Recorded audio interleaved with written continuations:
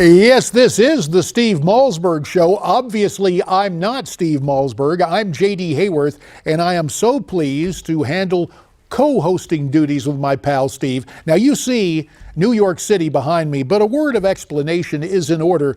We are transitioning our Newsmax New York bureau and studio, so I'm honored to be here tonight. And you know how some people telecommute? Well, I guess we'd call it televisioning via Skype. The host of the eponymously named Steve Malzberg Show is right here. Hi, host Steve Areno. It's great to share some airtime with you on your program. I could think of nobody I'd rather do that with, JD, than you. You and I have been friends for so many years, and I admire and respect you. And let's have some fun, and let's talk about this insane Democratic convention and the DNC. Yeah, you just wonder how the New York Times, Washington Post, and the Alphabet networks will try to soft pedal all the chaos at the Democrat convention. It began early this morning. Debbie Wasserman Schultz, the DNC chairwoman, on her way out, she shows up in front of the Florida delegation, and even in front of the home folks, she gets booed. Let's take a look.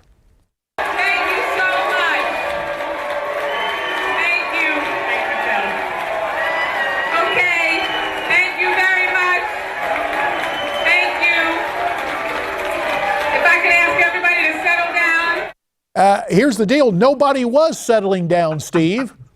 Well, yeah, of course, they booed her own delegation. I couldn't believe she actually came out and spoke. And of course, this all dates back to the fact that emails that have been hacked have revealed that Debbie Wasserman Schultz and the DNC favored Bernie Sanders, went out of their way to favor Bernie Sanders at the expense of Hillary Clinton, questioned Bernie's religion and other terrible things. And she was supposed to gavel in the convention tonight at 4 o'clock this afternoon. She did not, after that debacle that we just saw. But yet what people aren't talking about, JD, and I don't understand the Bernie supporters and Bernie himself not talking about this. She's resigned as chair of the DNC under pressure, but then she got a job from Hillary immediately as the honorary chairperson of Hillary's campaign. So Hillary just spit in the face of Bernie and all of his supporters again. Well, that seems to be conduct that the Clintons specialize in. I tell you what, Steve, we will ask those looking in to give us their point of view by calling us at 1-877-NEWSMAX. That number again, 1-877-639-7629. And for more on this, let's get the perspective of someone with whom I served in the Congress of the United States. He was first our Republican whip. Then he was the majority leader from the great state of Texas. Joining us via Skype from Sugar Land, deep in the heart of Texas, my old pal Tom DeLay. Tom, of course, has a new book, Revival, Revolution, and Rebirth. And you see the book cover right there, and you also see the smiling face of our friend Tom DeLay. So, Tom, your take on Philadelphia. Ain't exactly brotherly love among the Democrats there today. I got to tell you, JD and Steve, I can't stop laughing. This is what I guess anarchy looks like. It's just it's like the Keystone Cops or the clown car or whatever you want to call it. They are just beside themselves. But you know, like you said, they just can't give it up. They're still going to assert their power. And Clinton's going to say, well, she's not going to say this, but she's looking at the RNC and how they tried to rig the system against Bernie Sanders, and she's loving it because she's the nominee, and she's going to reward everybody. I bet you everybody that is bad-mouthed about all these emails is getting a job in the Clinton campaign. Congressman, always great to see you. Welcome aboard the show. You know, Bernie spoke today to his supporters away from the convention. Every time he mentioned Hillary, they booed. We have Bernie speaking tonight.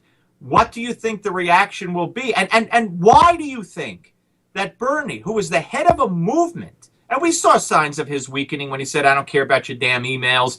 We saw signs of him weakening when he threw his support to Hillary. But now that there's unmitigated proof that the fix was in, Why do you think he's acquiesced the way he has and he's not mounting more of a fight? Well, he wants a future in politics, I guess. He wants to go back to the Senate and keep his chairmanship and that kind of stuff. But the point is that he's created a monster. He's created a movement that is walking away from him and is still there. They booed the invocation because the person giving the invocation mentioned Hillary Clinton, and the minute he mentioned the Hillary Clinton in the prayer, they booed her. I can't wait to see what happens tonight. I don't think Bernie could say anything that's going to soften those delegates for Bernie Sanders that are on the floor of the convention. Well, Tom and Steve, to that point, you know, this afternoon, Bernie and his campaign tweeted out to their supporters, be on your best behavior tonight. Now, the reason for that is something that transpired earlier this afternoon. Senator Sanders goes out to talk to all his supporters, and they start booing him. Listen to the way it went down. We have got to defeat Donald Trump.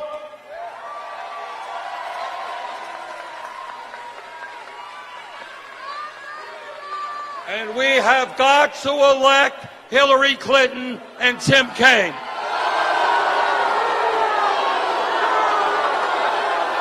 Trump is a danger for the future of our country and must be defeated.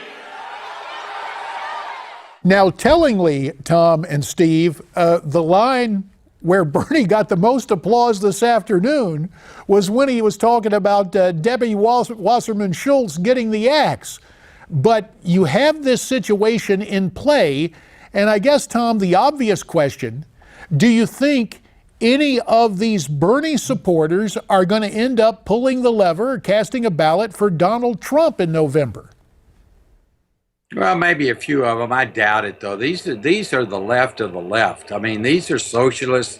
These are young people that are either in college or coming out of college that believe in the socialist system, that doesn't believe in capitalism or constitutionalism. I just can't see them voting for Donald Trump. But what this means to me, at least, is that this election is going to be a base election. It's going to be a low turnout. The winner is going to be that person that can turn out their base, and that's what we're headed for.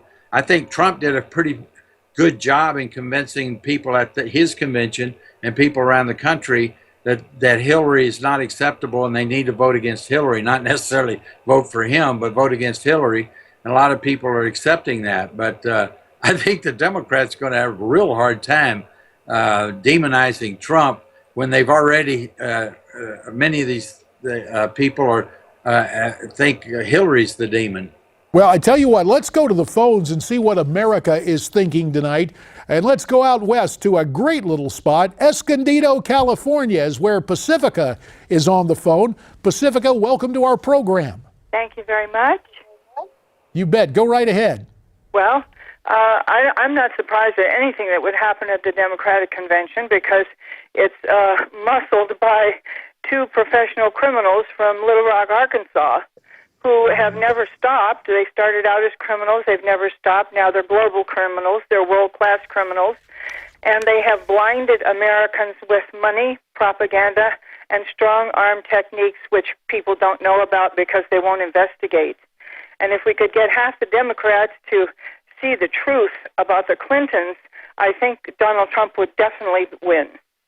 Well, I think to your point and to what Tom and JD were talking about earlier, who among this Bernie supporters will vote for Hillary, the new CNN poll shows 40% of them won't. But Tom, you mentioned, and you haven't been on board with Trump yet. And before, time to let you go, I'd like to ask you, he got a big bounce from his convention. He leads Hillary by 4 points in a four-way and by 2 points or 3 points in a two-way. Independents, he has almost a 20-point lead with independents. Where are you today in your quest to support or not support Donald, and why? Well, first, I'm not going to vote for Hillary, that's for sure. I thought the convention was pretty good. I think he accomplished what he needed to accomplish. Unfortunately, I think he stepped all over his convention when he went to on the next day and just trashed his opponents, and he continues to trash his opponents. But I had some problems, I got to tell you. Putting Peter Thiel on there and glorifying homosexuality and saying that we shouldn't do any of the social engineering or culture war stuff. And to be honest with you, I thought Ivanka gave a Democrat speech. Where have we heard child care being affordable and accessible? Another welfare program. I mean, so I still have my problems, but Tom, let's be honest about it, pal, because you and I have been in the trenches together. And back in 2008, when John McCain got the nomination, doing all the open border stuff, Republicans got in line.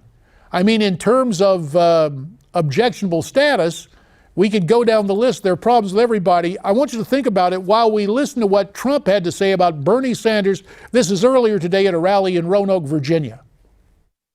With Bernie, when you look at what happened, the thing that surprises me most is how he folded. He folded. I thought he was really hanging out tough. And I said, there's no way that Bernie Sanders shows up to make a speech. There's no way that he can ever endorse crooked Hillary Clinton anymore, right? There's no way. And today I see him trying to make the case, and his own people are out there booing. All right, so there's dissension on both sides. But Tom, again, let me get back to the point. We've had our share of nominees who we haven't agreed with, and we've been out there for them. So with the 30 seconds left, make the case for leaving the ballot blank. I didn't say I was going to leave the ballot blank, but I'm struggling with endorsing him.